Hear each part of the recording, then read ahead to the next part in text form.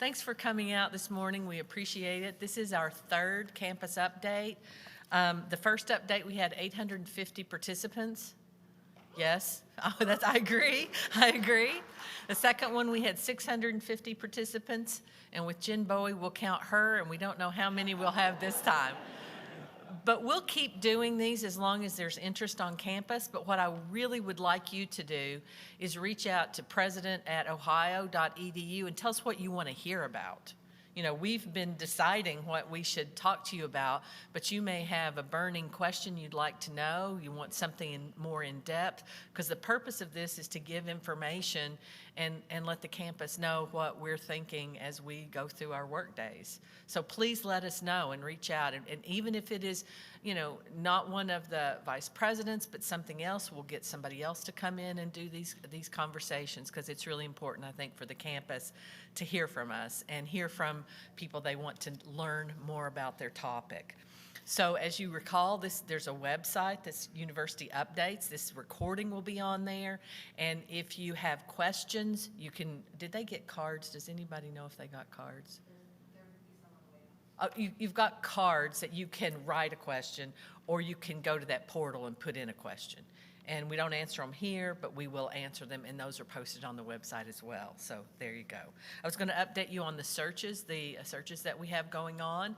We have an offer out for the Vice President for Research and Creative Activity. I hope to make that announcement next week if I can. We have a provost candidate on campus today and 2 additional candidates next week. Yay, that's good. CFO is just kind of getting into the screening part of the candidates, so that one's a little bit behind. And then probably next week we will announce the search committee for the Vice President of Advancement. So you'll hear that probably in that Monday news thing we do. I should know the name of it, but apparently Ohio Employee News. As opposed to that news thing we do. Just wanted to let you know that all the presidents of the 14 publics will be testifying in front of the Senate Workforce and Education Committee. Two groups on the 9th and 10th of April. We're on the 23rd. There's another group on the 24th, and then 2 in May. And we're to talk about our capital budget, but we'll be asked a lot of things. If you want to see me flop sweat, it is live streamed, so you can watch that, and I'll have that lip thing where I'm just sweating to death, like people do on 60 Minutes when the crew comes in. So we're going to be talking about really, you know, when you look at the budgets of some of our sister schools, they're hurting, and we are in much better fiscal health. So we're not rolling in the dough, but we're in much better health.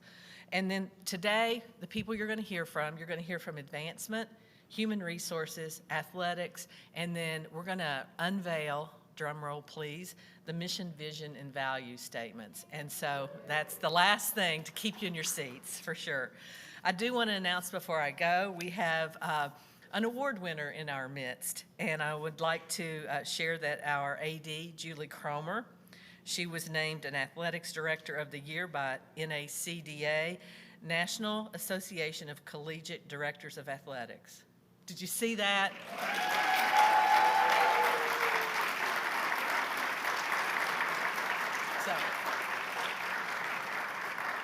So we all knew she was wonderful, and it's glad that the rest of the world gets to know it as well. So I'm going to turn it over to our interim people from Advancement.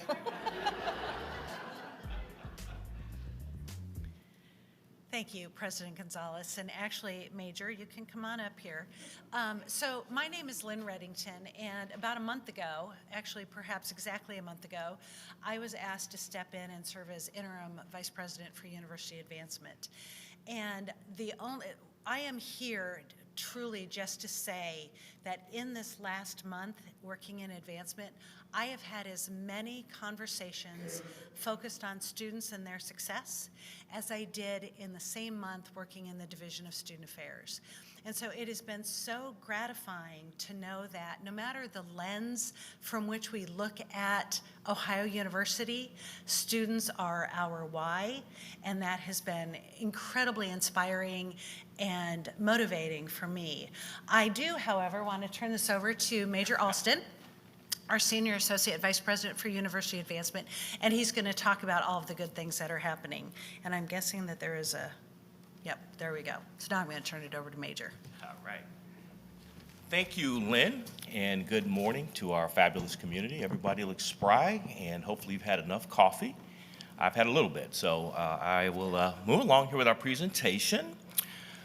So the four functional areas I want to talk to you about today that represent the Division of Advancement: development, foundation, alumni, and advancement services.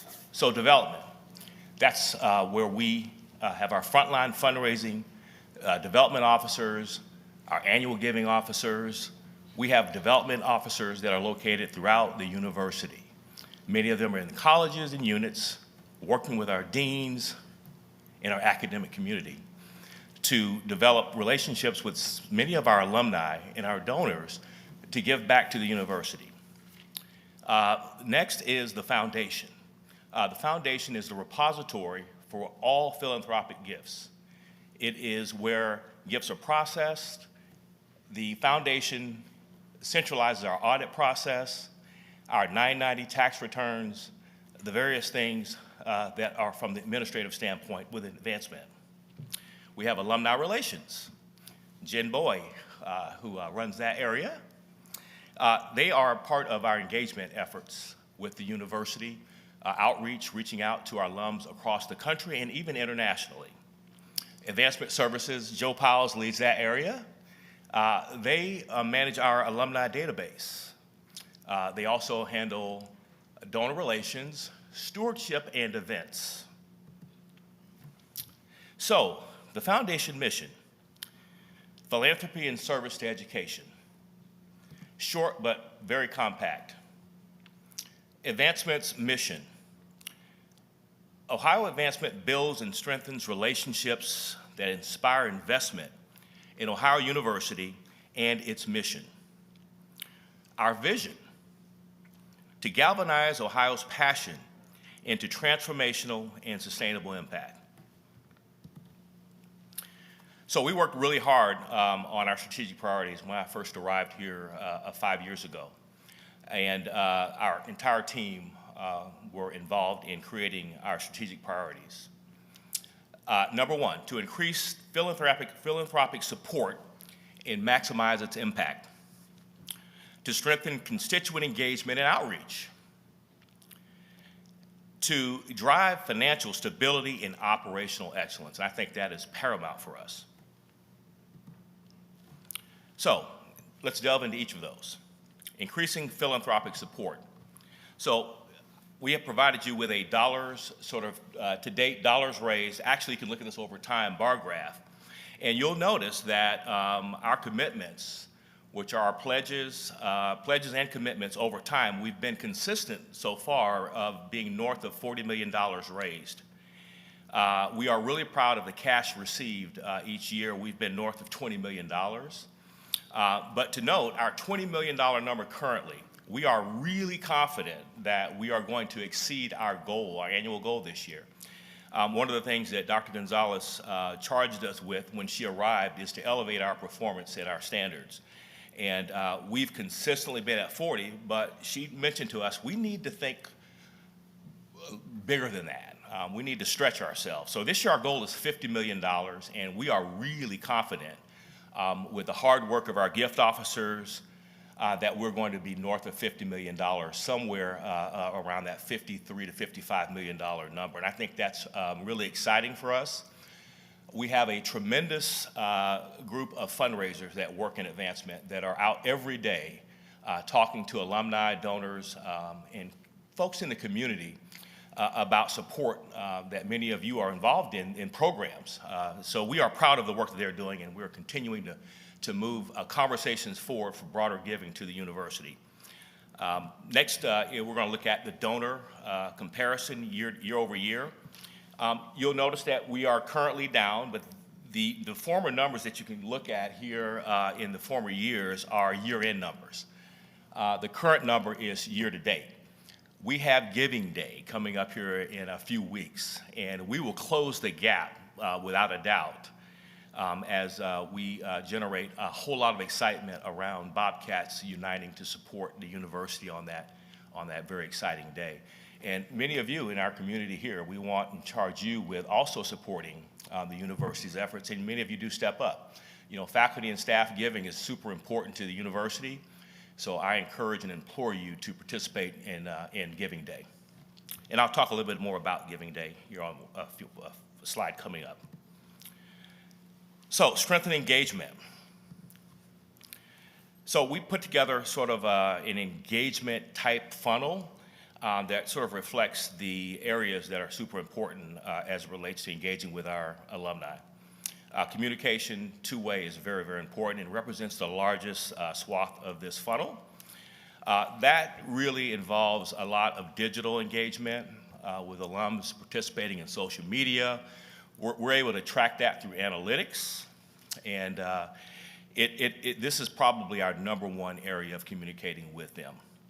And then, of course, experiences, in-person and virtual. Super important. We travel around the country, obviously with the president and many of our faculty and deans, talking to alums at various gatherings. The turnout is usually tremendous. Bobcats are super supportive. Whatever town we're in, we're going to have a good group of people to come out to support us. And then, of course, volunteerism, and that's something we are trying to strive to be better at, looking to create volunteer opportunities in our colleges. For instance, deans, advisory boards, which from those groups, we actually are able to recruit foundation trustees and folks who can participate in leadership positions within the colleges from a volunteer standpoint. So volunteerism, in my opinion, is really one of the best ways to get people engaged into the life of the institution. And certainly that is one of the most important things when you look at alumni giving is participation inside the life of the institution, and volunteerism allows that to happen. And then, of course, ultimately, we do all of this work with the idea that alums will return to make monetary philanthropic gifts to support the institution. So, case metrics, this is something that Jen Bowie and her team and alumni work at very hard on a daily basis. The global industry-wide framework for collecting alumni engagement data, CASES put a lot of effort into this, and you'll notice that in FY23 we are north of 22%. I will say that since I've been here, that number has actually increased year over year. So we're really proud of the work that Alumni Association and that team does to reach all of our alumni across the country. So this is a really, really important stat. More than 200 combined alumni network athletics and development-related events since July 1st. That's a lot of effort that our team has put in, and I'm proud of the work that they do. Again, as I talked about, we have various opportunities throughout the year to go to cities to talk to people, and we have partnerships with our academic colleagues who go with us. Of course, President Gonzalez is actually out there with us on the ground talking to folks, and the event side of it for us is super important. This is where we're able to galvanize support and build a lot of affinity for the institution, because folks don't always get a chance to come back to Athens, so we take Athens to them. And then, of course, driving financial stability and operational excellence. This is very important to the lifeblood of any nonprofit institution, and certainly higher education, no doubt. Our endowment growth is $714 million. And the most important part of that is that we are able to give a distribution to the university from that endowment. And we project in FY25 the distribution to be north of 26 million back to support programs inside the institution. So what's on the horizon for us? talked about it, Giving Day. That's the big day that we hope to galvanize the entire Bobcat community. That takes place on April 9th. Our theme is place. I'd like to give kudos to Robin Olver and her team in UCM for the great work that they have done to help market this day with all the materials, the web presence, and whatnot. Just tremendous work by UCM. We have a great collaboration and partnership with them, and we could not do the work that we do without our colleagues there. Another important note on this is that we will be sending information out to the university community. As a reminder, as we get closer to this day, we are looking for all of you, and of course our alumni, to help spread the word, as we're going to need as many Bobcats on the ground talking about this day to get more people involved in supporting the institution. And I think that is all that I have to share with you today. It was really my pleasure to talk with you. I will turn this over to Human Resources and Mary Elizabeth Miles.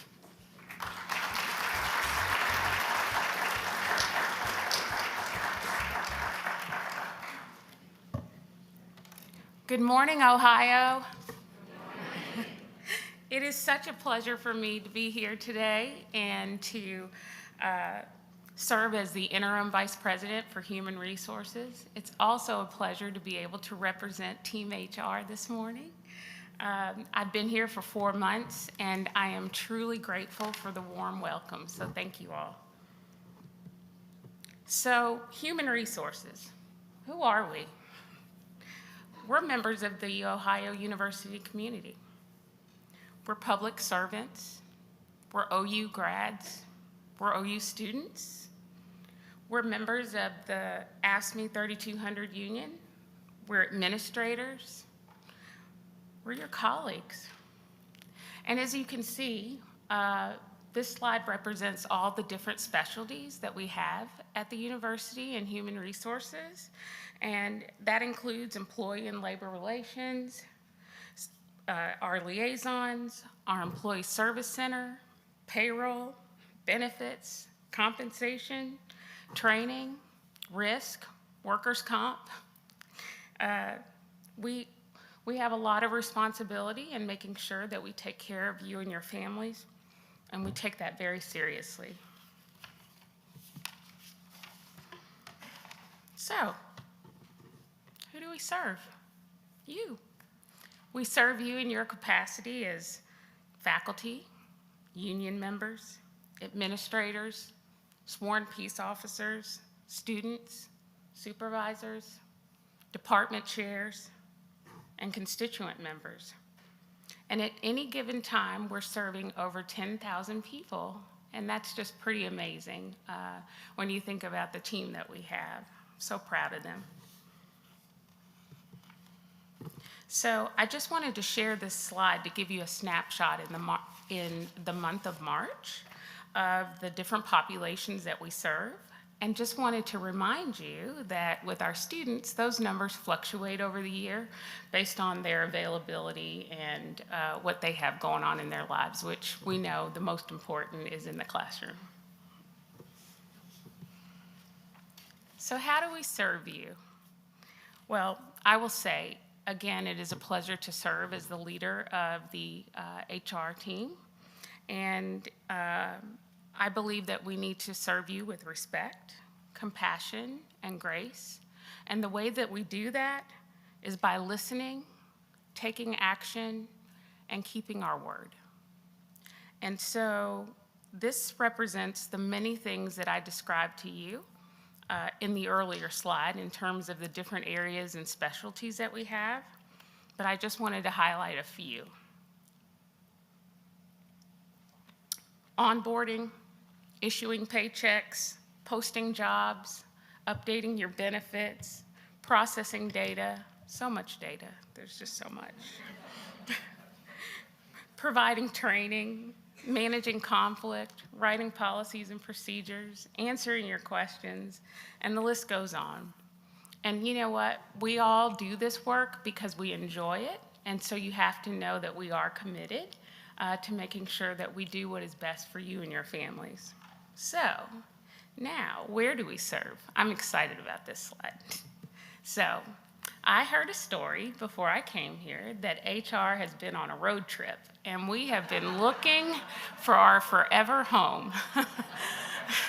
And so I need you to know that we did that because we want to make sure that we're in the right place to serve you best. And so this is our unveiling in the summer.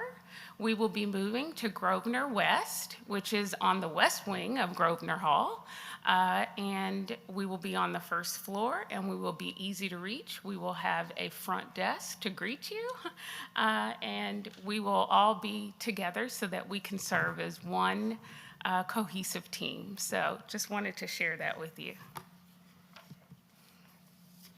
So before we conclude our time today, I thought it was really important to share some of the underutilized services that we provide at the university and some of the ones that are a little less known. And the two that I'm going to talk to you all about are our EAP services as well as our Health Navigator.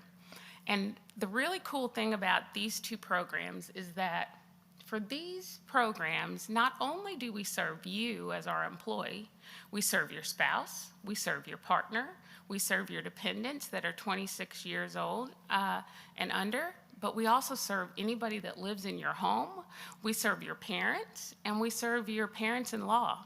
And so these are pretty comprehensive when you think about that. So if you don't take anything else away today, I want you to remember that this is a resource for your family. And the first one is EAP. We have 6 counseling sessions for every issue that you have. So it's not a limit of 6, it's just a limit of 6 on each issue. In addition to that, we have life coaching. I didn't even know we had that until we went through this process to put these slides together. How amazing is that? We have financial and legal consultations, and the last one, which I'm really excited about, as far as work-life balance, we'll help you figure out a daycare for your child, a daycare for your 4-legged child, or elder care. So again, just remember, these services are not just for you, they're for your family as well. And Health Navigator, again, I'm excited. I get so excited. These are all no cost to you. If you have a medical concern that you need to do a little research on, we actually have advisors that walk you through this process. They gather all the documents, they talk to all the people that they need to talk to. They then make an appointment for you, but the whole spirit of the exercise is that they put you in a place that you feel comfortable enough to make an informed decision for you and your family about your health. So what I'm going to leave you with is just a list of some other services that we have that are either not utilized much or not known by you, and I'm not going to talk to you about those, but what excites me is that we have updated our website for you so that all you have to do is go to ohio.edu/HR, and right on the front page, everything that I've talked to you about today as it relates to these featured services are featured on the front page of our webpage for your ease and certainly for your families to look at as well. So again, that is ohio.edu at HR.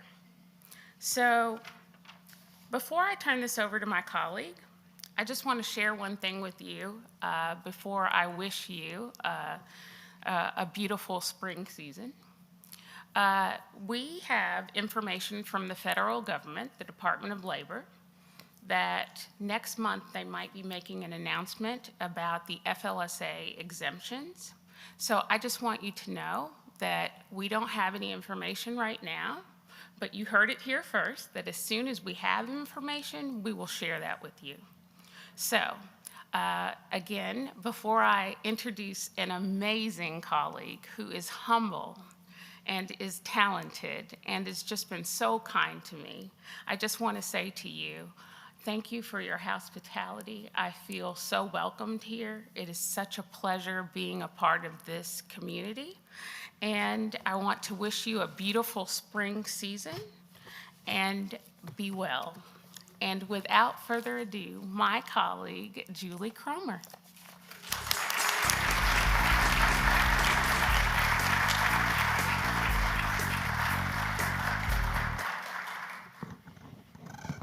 So thank you for such a kind introduction. I have to say, and by the way, I was going to say this before your kind transition, I don't know if I have met a sunnier, more approachable HR executive in 30 years of a career.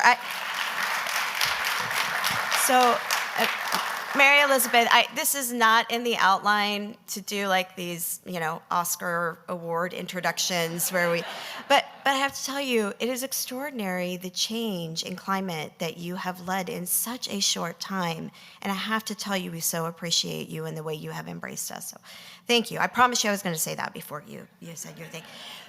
So, a lot of people in roles like mine like to say things like it's a great day to be a Bobcat and, hey, all the Bobcats out there. I would say both of those things, except I can see about 4 of you due to the lighting. But I can hear you, and I have to tell you, we hear you every time we host a sports event and every time we gather to celebrate our athletics teams. And I am happy and spend a lot of time talking about our student athletes today. And in fact, have a few slides that will tell you about our department and the student athletes that we serve, who you should be very proud of, by the way, and I think you will be in a moment. But I'm going to spend as much time, if not more today, talking about the non-athletic students who we engage through our department as well. And I think you'll be surprised to hear about some of the unsung heroes that we have among our student population.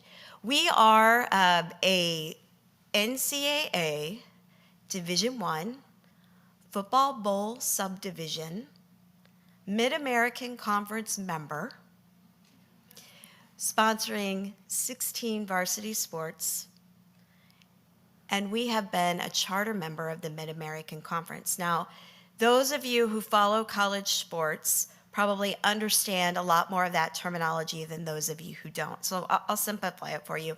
A lot of us are also soccer fans. A lot of us like to watch the leagues across the pond, if you will. And if you think about the levels of competition that we have in so many of our sports, particularly in soccer, Premier, Champions League, et cetera. So we have a similar stratification in college athletics. We just don't have relegation. So you are who you are, and the way we move around is, for example, for those of you who are casual fans, we break media contracts, we spend millions of dollars, and we decide that decades-old rivalries and traditions seemingly can be passed off with, one good opportunity to make a headline or to pick up some Twitter followers. But I'm very proud to say, here at Ohio, we have been charter members for the Mid-American Conference, and we are part of the most stable college athletics conference in the country. I think I get asked all the time, are we interested in moving? Not so much by people who are moving, not so much by people here, but just by media types and the like. We are right exactly where we need to be, right in the middle of college athletics, where we have an opportunity to celebrate really high achievement, both athletically, but also, even more importantly, academically, and give student athletes a truly student-centered and educationally focused experience with like institutions who are regionally focused and with rivalries that matter, because we have a lot of split MAC families in our orbit. You know what I'm talking about? And that is exactly where I think we should be. So for those of you who are more casual fans, who want to ask questions about transfer portals and NIL and conference realignment and all the crazy headlines going on in the business of college sports, I'm happy to stick around. You can also submit your questions online. But today is going to be a presentation about athletics that is centered on education. We have 92 professional staff, including coaches, in the athletics department. We have 45 full-time coaches, 2 part-time coaches, about 45 administrators, and then we have 45 graduate assistants who are embedded within our department. And they carry activities that would be equivalent in many cases to entry or even near mid-level professionals in other settings. We often refer to ourselves as a teaching hospital for sports, and we live up to that every day. Among our student athletes, just under 20% tend to be first-gen students, so we trend very similar to the broader student population. And as you can see here, 28% of them are fully funded student athletes, meaning that athletics is their exclusive way to pay for college. What that really tells you is that over 70% are paying tuition, room, board, or other contributions to their educational experience. And so they choose Ohio not just because of sports, but also for the outstanding education and for the experiences that they have to develop as individuals. I have to brag about our academic success. We are a couple of years running at our high water mark, a record-setting 94% graduation success rate among our student athletes. That is a number that takes into account transfers in and out of the university. So if they transfer and leave and they are on track to graduating, then they count as a graduate in that calculation. It's different from the federal graduation rate, which is, we all know, for all students, measures the success of students who enroll first time as a freshman here on our campus. We outpace the campus in those metrics as well, as you can see on the screen. And then we have something in sports called an academic progress rate that tracks if our students are on track to graduate and if we retain them. And we have a number of teams that have been sitting for quite a while on a perfect score in that regard. You see there that we also have pretty stout GPA performance. We would like to push that just a little bit higher, but what we don't want to sacrifice is the next slide, which is the distribution of student athletes across all of the colleges at the university. We do trend a little bit more toward the College of Business and toward health sciences and professions. That's not unusual or unexpected based on the students that we're working with. But I'm happy to report we also have students in the College of Fine Arts. We also have engineering students. We want to keep that distribution healthy, and I think we're on trend to do that, particularly in the next 3 years. So I'm going to take a minute to share a few highlights. Major and the folks in advancement are often along for the ride to celebrate these successes with us. We have had back-to-back 10-win seasons in football for the first time in school history, and we are on a 5-game bowl participation win streak, meaning in the last 5 bowls we participated in, we're 5-0.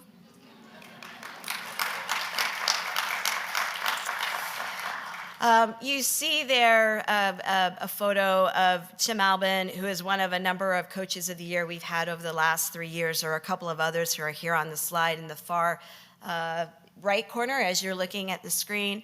Allie Johnstone is our field hockey coach, also a Bobcat, also a co-coach of the year in the MAC this year. And then in the middle of the second row, you see Jenna Hall, who's the reigning coach of the year in softball at the end of her first season.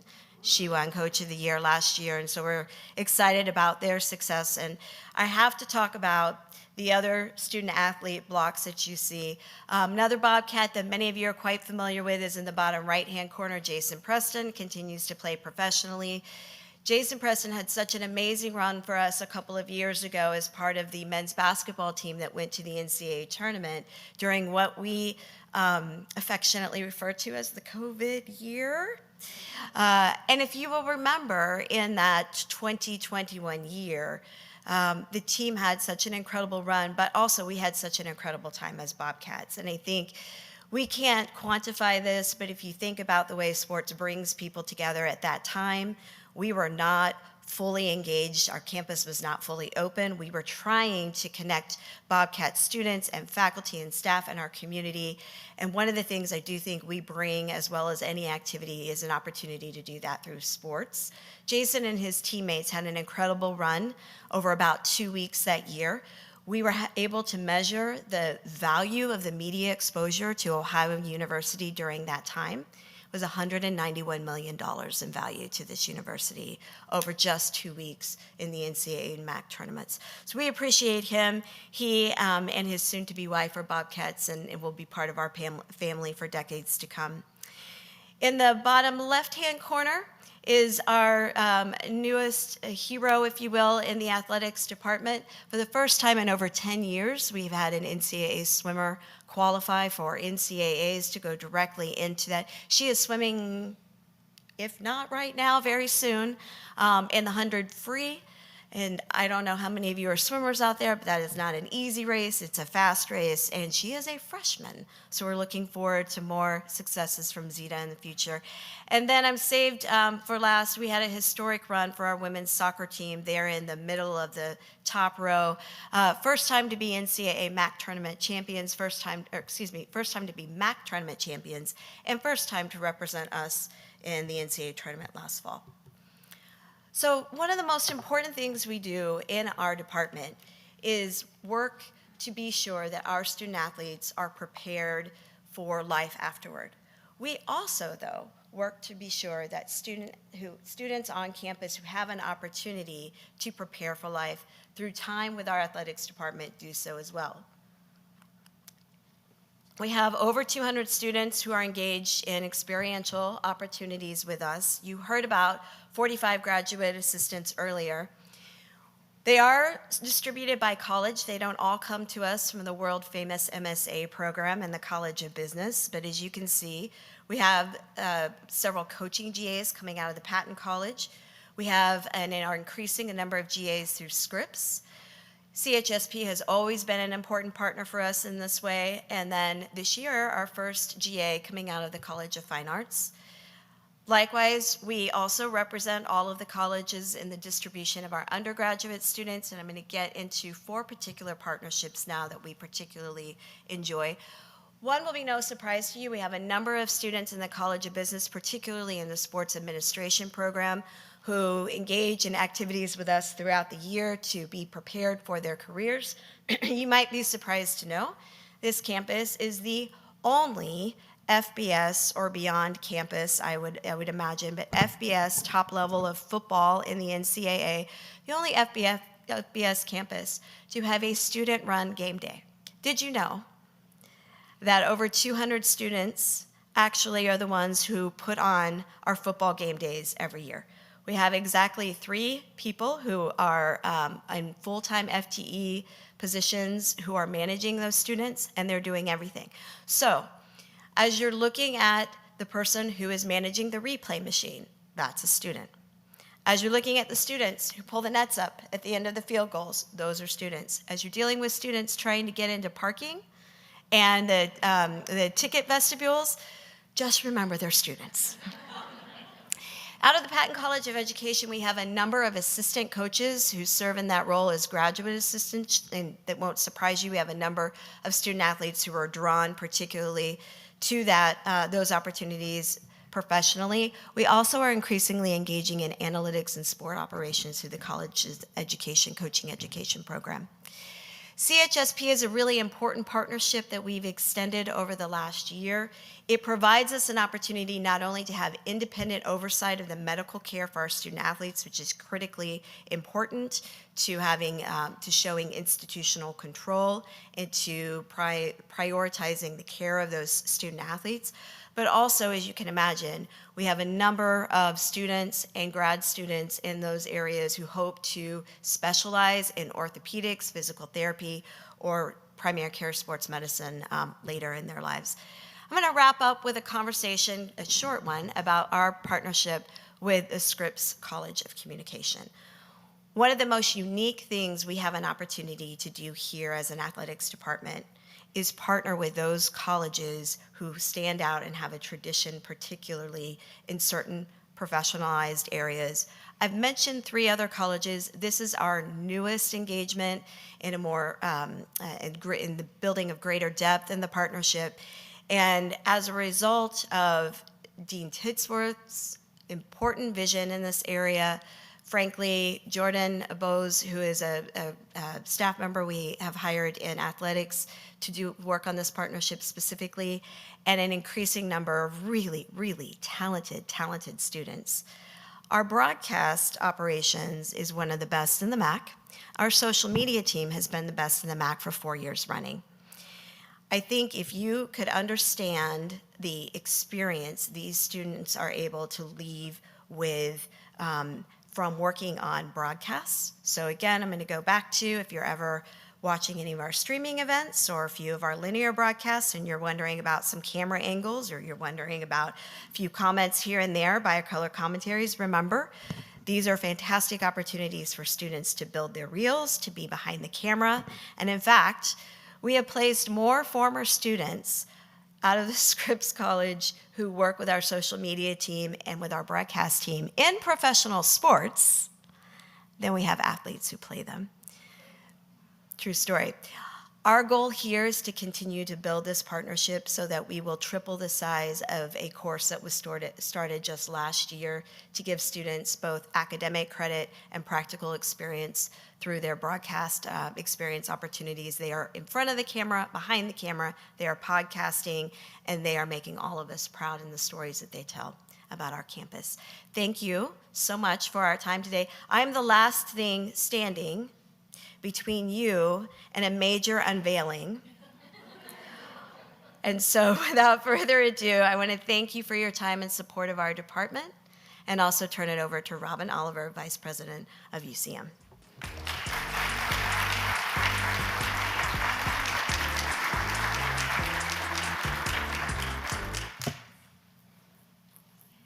I didn't realize the slides were going to be here too, so I don't need this. Close that up. Okay, great, awesome. Okay, hello everyone. Good morning. As Julie said, first of all, when I agreed to do this, I did not know I was going to be after Julie, the rock star, and now I'm regretting it. But luckily, I'm not here to talk about marketing today. You're welcome. For those of you who may have attended our first university update, I provided an update on our UCM activities at that time. And so if you were thinking now was the time to tune out, you'd already heard that. As Julie said, actually, we are going to share with you, as part of this presentation, our new mission and vision that has been drafted as part of the dynamic strategy process. And I have the extreme pleasure to be the one to deliver that as co-chair of the work group that has been working on this, along with my colleague, Vice President Redington. We had the best committee I've ever worked with in higher ed on this project, truly. They were just an absolute joy to work with and very engaged and had amazing input. So 3 of our academic deans, Dean Harrison, Dean Nguyen, Dean McCarthy, all joined our effort. We also had 2 members of our faculty. Dr. Rebecca Dingus was just a joy to work with and really helped with a lot of the analysis of the survey. Actually 3 members of our faculty, because we also had Dr. Terry Peasley, who serves on our Zanesville campus and represented our regional team. We had a member of our Student Senate, Reagan Farmer, who serves as a treasurer, who helped us have the student voice there.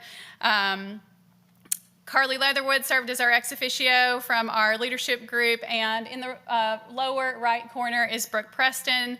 Brooke is a member of our UCM team and served as staff support. She is also one of our key brand writers, and so we used her for her gift of words in this process. So great group. It was amazing. Really appreciate all of the work that they did to bring all of this together. The first thing that we did as a group was ask you what you thought. This is not only traditional higher ed thing to do, but also just really important to the work. And I hope that you have gone and looked at the survey results, the engagement survey results on the Dynamic Strategy website. If you have not done that, I would encourage you to do so. When you see our mission and vision today, hopefully you will hear and see some of the words that you provided to us through that process. But I'm going to walk you through a little bit of your feedback so that we can share that with you today as well. We did have discussions with our senates, faculty senate, administrative senate, and a small group of student senate sat with us and just had an open discussion about our mission and vision, who we want to be as an institution, who we are, and where we're headed. And then we had about 500 respondents to our stakeholder survey, which was distributed not only to faculty and staff, but also to all of our students and to our alumni base as well. And we had a pretty good spread of respondents across that group, representing just about every part of what we were doing. So the first question we asked was, what is Ohio University's central purpose? And I've put some themes up here on the board. Again, you can see these in the engagement report that we put up. But some of the things we heard was education is central. And of course, education is central. We work in higher ed. This is a university. So we should not be surprised by that. But I think it is notable that research and service, which is also key to what we do, was mentioned, but it was almost always secondary to a mention of education in what we heard as responses to this question. People talked about preparing students for professional and personal success in lots of different ways. They talked about social impact, preparing students to solve problems, to do good things, to apply their knowledge, to make a difference in their world. Several respondents mentioned our sense of place here in Appalachia and our service to the region. And there's also lots of references to our commitment to access, affordability, and value. We had some select 4 questions that really helped inform kind of what was the overall feedback from the survey. The first one was, considering the central purpose that we just discussed, please identify the 4 most important initiatives of this institution, select up to 4. And there were a whole bunch of them, if you all recall taking the survey. And the one that came the 2 that came to the top were to train students to think critically and engage in society, and to prepare students for personal and professional success. So those were clearly the 2 leaders in this survey. As you can see, these are percentages of respondents that checked that box. And there were a few others that came to the top, but wanted to call out those 2 as dominant in that response. We also asked which of these topics, and again, we gave you a lot of options, must be included in our mission.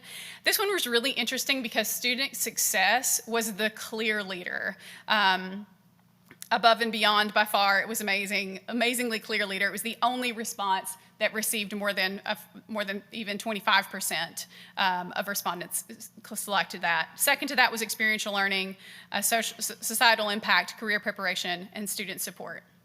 One thing that I would also note about this is when we looked at the respondents to this question, they were very similar across all audience groups. And in the more detailed report, you can kind of read what different audience groups, faculty versus students, thought about these questions. But in this one, it was fairly uniform. We saw that student success piece pop to the top for every audience. And then we asked you to think ahead to the next 10 to 15 years. What would you like to see Ohio University do, be, or become? And this was fascinating. It was really fascinating in our conversations with Senate as well, because we were really good at talking about who we are and thinking about the mission. And we really all kind of struggled, our committee as well, to think about where we want to go. It was the harder work of this initiative. And you can read in the engagement report some of the submissions that people put forward, but we saw some themes come to the top: student experience and development, access and equity, commitment to place, and research growth, but with a focus on impact. So 4 of the themes that kind of came to the top as we were asking, just open-ended, who do we want to become as an institution? We also gave you all some prompts as a question just to see where this would head us. Which of the following declarations of direction would excite you? And we asked you to select up to 4. There were only 10 of them, actually. And what you can see here is that there wasn't necessarily a clear leader, like there wasn't a student success that popped to the top. And if you want to read the detailed report and find out all about it, we had very different responses across audiences. And so our committee really had to balance, what were we hearing from our students? What were we hearing from our faculty? What were we hearing from our alumni? How were those different, and how could we really bring them together? The one that rose to the top overall was that Ohio would be a national leader in delivering an education with value. And so you will see that come back to life as I go into the actual mission and vision. Experiential education also was a leader, being a model for rural serving institutions. We didn't really define what that meant, but people selected it, which we thought was interesting. Being recognized for impact, and being a destination for students seeking professional degrees and in-demand careers. So I would definitely encourage you to go and read more about the engagement report, because there's some really great data in there. And Dr. Taylor Bianco and Dr. Dingus and I enjoyed watching all of the survey data come in. It really informed where we were heading. So I couldn't get the Marching 110 to come. No, I didn't really ask them. But conveniently, I do, of course, have access to our photo gallery and could get you a drum roll. Okay.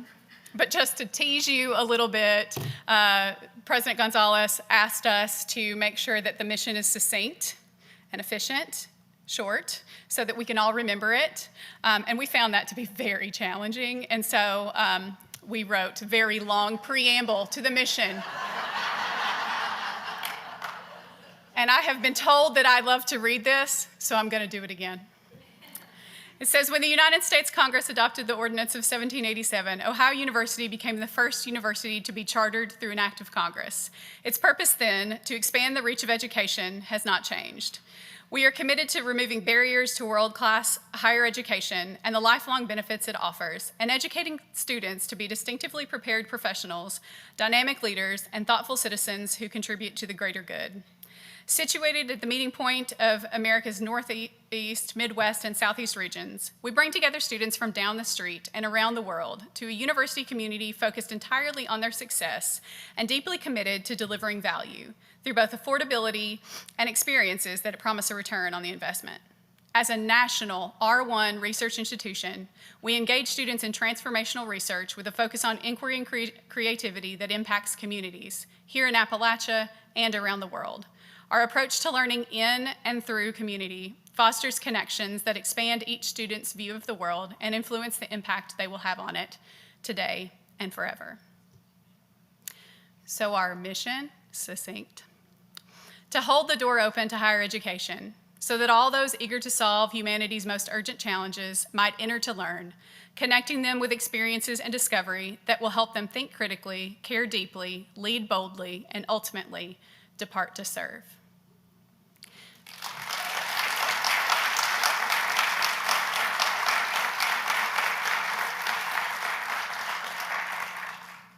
I hope that everybody in this room felt some familiarity in that, because it is already in concrete on our campus at our gate.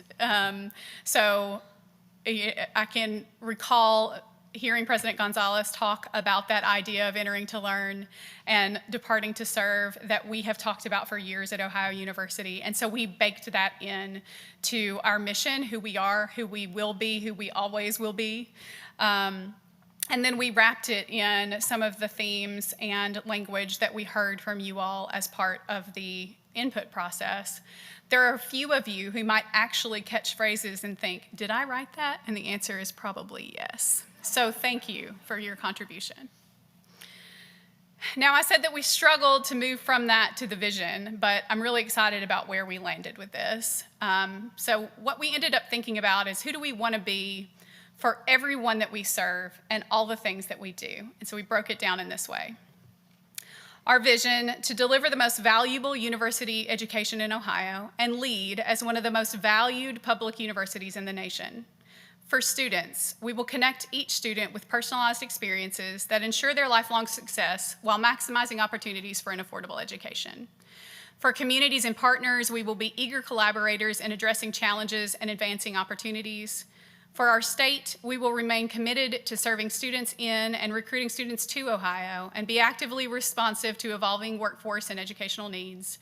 And for all, we will invest in research and creativity that translates to solutions, delivering value far beyond Ohio's borders.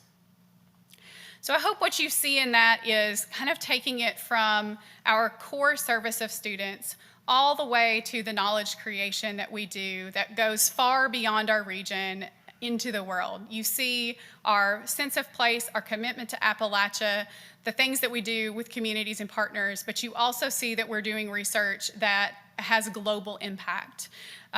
You see the state in here. We are a public state institution, and we thought that that was important to anchor into our vision. And hopefully you also see yourself in this vision as a member of the Ohio University community. Now, I said that we just couldn't stop writing, so We also drafted a few values. And if you've ever dug into our existing mission and vision, it was also attached to values. With no offense to whoever worked on those at that time, they were a little bit every higher ed institution. And so we tried to be a little bit more specific and distinctive to who Ohio University is as we drafted our values. We believe that a university education can and should be both academically excellent and accessible to all who seek it. We fully embrace that the educational experience at its best can and must ensure success for every student. We are confident that learning happens in community and through experiences, and we work to build both into all programs and modalities in and out of the classroom. We are committed to working with business and community partners, not by delivering knowledge already achieved, but by collaborating to build new knowledge together. We recognize that our place in the world has value in our work, that what we can teach and learn in the heart of Appalachia can shape the success of our region and be applied far beyond these 13 states. We expect respect across differences and recognize our responsibility to practice empathy, to appreciate diverse perspectives and cultures, and to develop the capacity to solve problems that transcend borders. And we remain resolute that students enter to learn and depart to serve, and we work to inspire students to apply their education to improve the world. So, what are we going to do now that we have shared this with you? Our plan in terms of next steps with this work is to introduce it to our Board of Trustees at its April meeting. Oh my goodness, I set my timer to actually tell me when it was time to shut up. We're going to introduce it to our Ohio University Board of Trustees at their April meeting.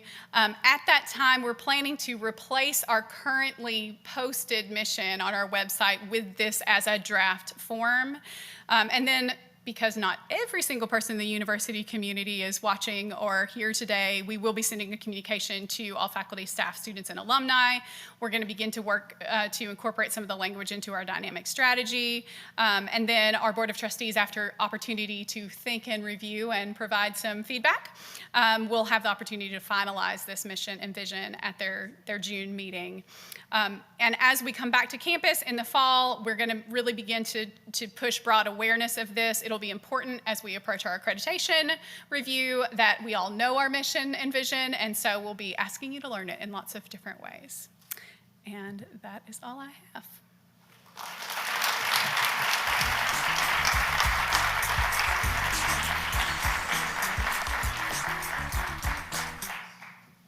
Thanks to all our presenters. We heard such exciting news. Remember, ask us questions. And second, let us know what you want to hear next. We'll be back in the early fall to do that. Thank you all for coming today. Thanks for everyone who's watching online. Have a wonderful day. We appreciate you. Thanks.